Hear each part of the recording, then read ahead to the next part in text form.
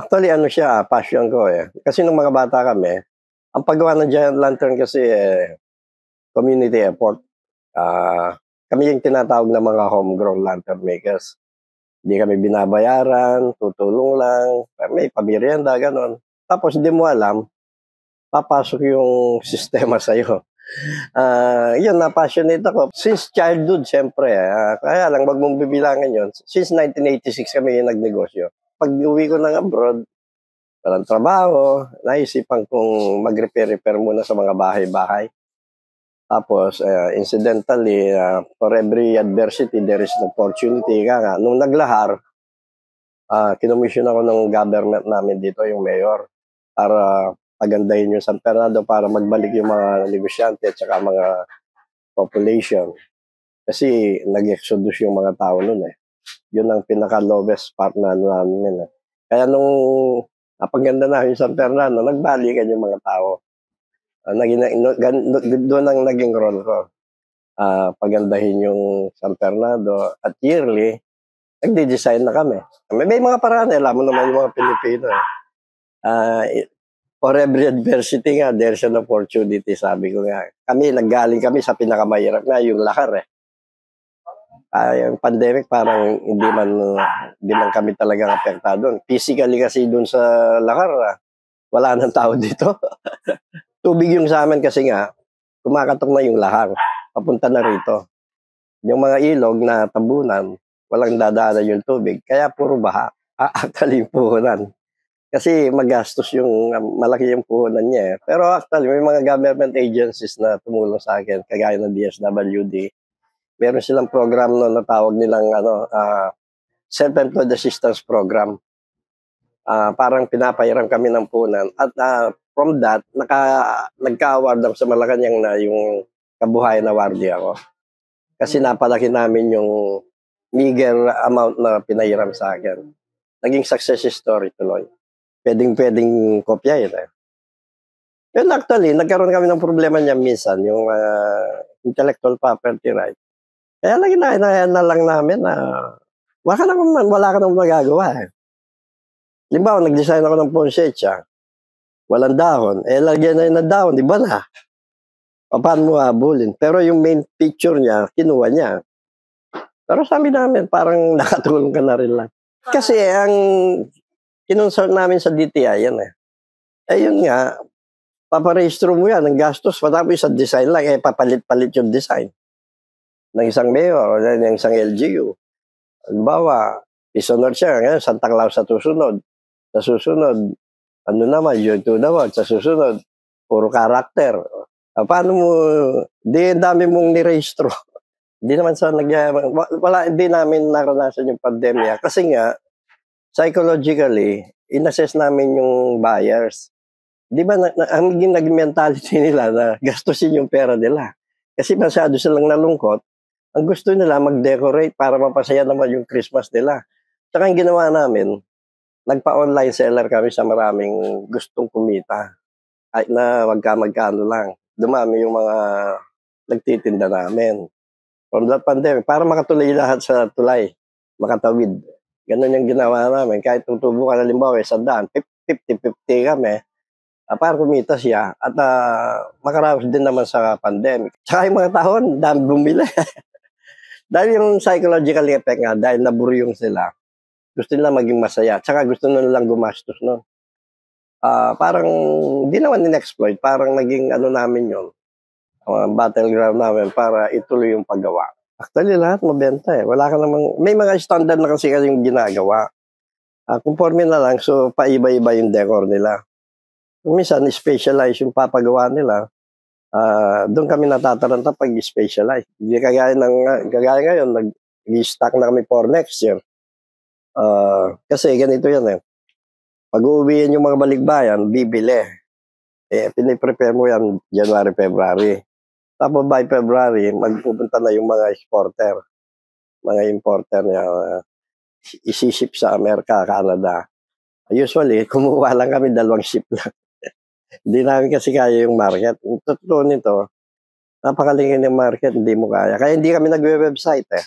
Kahit na pagsama-samahin yung mga nagpaparol dito, hindi makakaya yung demand. Actually, maraming nagtitinda. Kaya lang, came here also. Bibili sila, mamarkup nila sa Manila. Yung mga ano naman namin, mga buyer namin, importer, kami pang naglalagay ng mga tag name nila eh. Yung company namin nawawala eh. Kaya lang, binili sa kanila na yun eh. Bibenta nila yun, yung company name nila ilalagay. Nakagawa na kami sa Davao, sa Tagbilaran, Bohol, sa Quezon Province, sa San Narciso, Quezon, Sual, Pangasinan, Batac, Ilocos Norte, Kamsur. Maraming ngayon yung nagpagawa sa malalayo. Kaya nga sabi ko, Metro Manila pa lang hindi mo na kaya. Actually, tinatanggihan na namin kasi nag-aanap buhay ka para mabuhay, hindi naman mamatay. Actually, ang basic Kapampangan Lantern is may sunusunod na parts. 4 basic part. Yung ginatawag doon, tambor. Or tambol, bass drum. Kasi lagi noon, laging bilog. Tapos yung main star, siko-siko. Kasi pag ginanong mo yung angle na siko mo, star shape eh. It makes sense yung mga terminology na matatanda. Tapos yung nakapaikot dun sa star, tawag namin doon palimbon. Yung limbon kasi sa Kapampangan is procession. Di ba yung procession umiikot sa town? Yun naman nakapaikot sa star.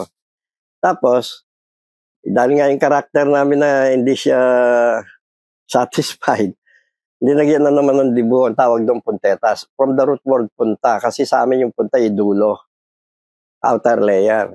Ayan, pag sinunod mo yun ang basic na giant lantern ng Kapampangan.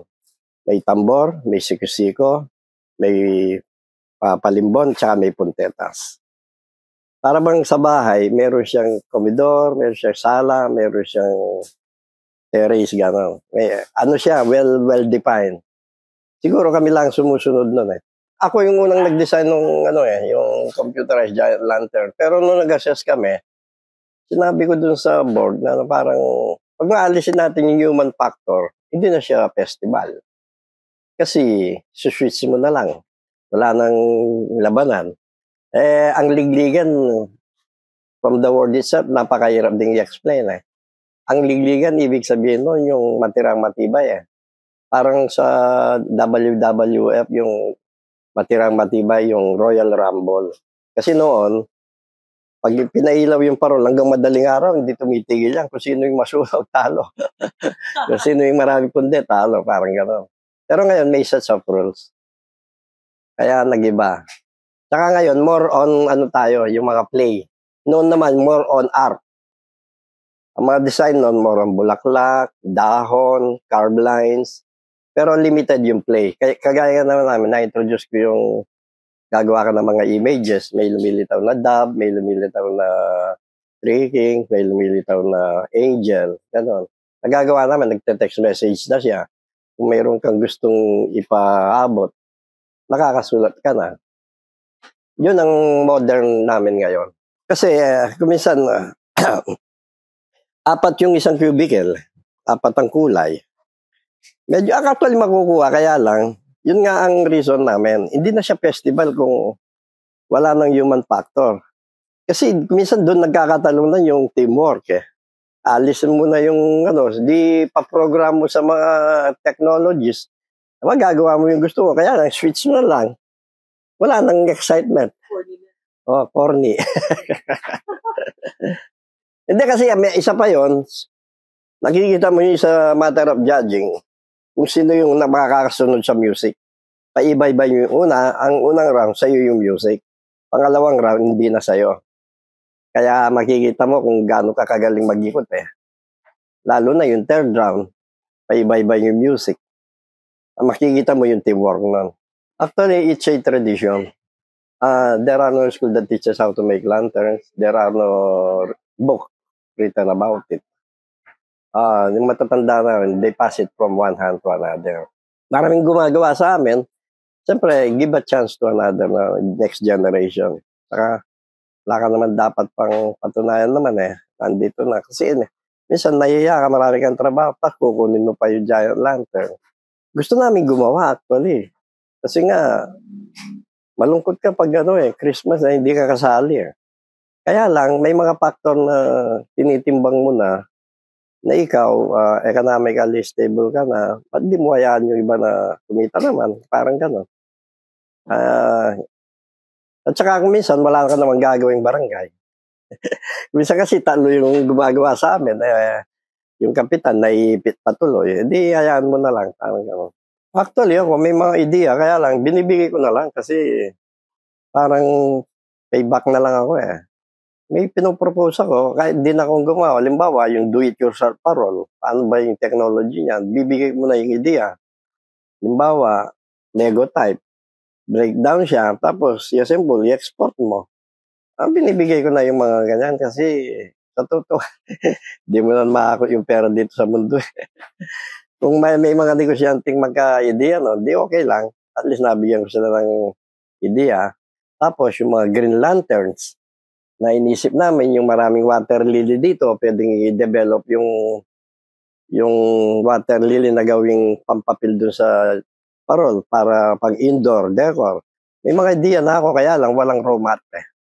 Kailangan develop ng DOST siguro. Tapos kung yung cost of production niya dun sa pagde-develop ng water lily, pwede mo siyang gawing green lanterns. Yung anak ko ngayon ng may handle na, eh. Nag-handle na siya, tinuturuan ko na siya mag-handle at marunong siya sa design. Ganito nga kami, eh. Old school, new school siya. Kasi marunong ng IT, eh, yung dalawang anak ko. Pag dinesign ko siya, ginuhit ko sa lapis, ipapresent nila, may kulay na, nakailaw na. Kaya hindi na ako nahihirapan mag-presentation sa mga LGUs pag nga gusto na lang magpa-decorate. Anong nananalo ako sa Giant Lantern Festival? Kasi 4 times nag-champion ako, eh. Kaya lang, tumigil na ako kasi nga, wala ka nang pwedeng prove pa, eh. Kasi nag-iwan naman ako ng legacy kung paano gagawin yung mga bagong design. Yung mga images nga, at least ngayon, ginagawa nila, gumaganda yung Giant Lantern Festival. Okay na yun. Pag-iwan ka na ng ano. Tapos, siyempre, kakailangan ba yung masenso ka dahil sa parol? Fulfilling din kasi. Tapos, ang pinakamaganda rin pa, yung anak ko, na-hook na rin siya sa paggawa ng parol. Yun ang pinakamaganda kasi nga, yung seeds of knowledge, hindi mamamatay. Continuous yung tradition. Una, pagkatapos ng Christmas, tago mo siya, balutan ng yung itim na baggage, yung plastic bag, tapos isabit mo siya, huwag mo kaya mapasukan ng insekto. Tawag mo ilalagay sa very hot na lugar. Kasi yan eh, parang giging chok pag naiilawan ng araw, nasisinagan ng araw. Kaya kailan, pwede, nasa dark room siya. Saka well shielded siya. Gagamit mo pa yan, matagal. Actually, ganun, 5 to 6 years. Basta maingat. Ganito yan eh. Kinukot ko dyan palagi yung ating kupong singsing eh. Mayroong lyrics kasi yung ating kupong singsing na national anthem namin. Yung kantang folk song. May walaya iti ako kamalayan. Big sabihin, nawala yung singsing na hindi mo namamalayan. Kaya ang ginagawa namin, we see to it na nagtuturo kami para hindi mawala yung kinang ng mga parol dito. May mga NGO na tumutulong, training kagaya sa bukas, 2021, meron akong training workshop sa Bacolor. Ganon. Sabi ko nga, kung hawak mo yung binhi, hindi mo naman isinasabog sa lupa, hindi pa lang tutubo, di ba? Ngayon, kahit na ilang buto lang yung matuto, start na yon para matuloy-tuloy yung paggawa ng parol. Actually, pag pinagkwentuhan natin yan, diyan pumapasok yung karakter ng mga Kapampangan, yung joyful, extravagant, mayabang, ganon. Kasi itong titingnan mo, almost 1 million yung gastos eh. Pero yung premyo, 150 lang. It's more on honor kasi. Ganito, kami ang pinaka-early na mag-set na yung mag-iilaw ng mga parol, tsaka yung Angeles at San Fernando. Kasi nga, ini-induce namin yung mga tao na pag nakita na kasi ilaw na yung San Fernando, punta na sila dito, mamili na ng mga parol. Para yung government namin, September, bumabagyo, nag-iilaw kami. Kung nakita mo yung sa highway dyan. Ganun yung sistema namin dito. Parang yung promotion namin yun. At gusto namin i-maintain yung Christmas Capital, Home of the Giant Lantern, at City of Lanterns. Tatlo yung bali titulo namin. Nami-miss nila kasi yung Christmas eh. Ang pag tinatanong nga ako hanggang kailan ka gagawa ng parol, sabi ko hanggang may Pasko. Iba yung Pasko kasi yung hila niya, iba. Kaya nga kami ang isa sa mga earlier na nag-iilaw dito. Kasi nga, ini-induce namin yung mga tao na, parang si Jose Marichan, pag kumanta na siya, kami, pag nagpailaw na ng parol, nagsana yung mga tao dito. Parang ganun. Yun ang way of promotion namin. Hanggang kailan may Pasko, may parol.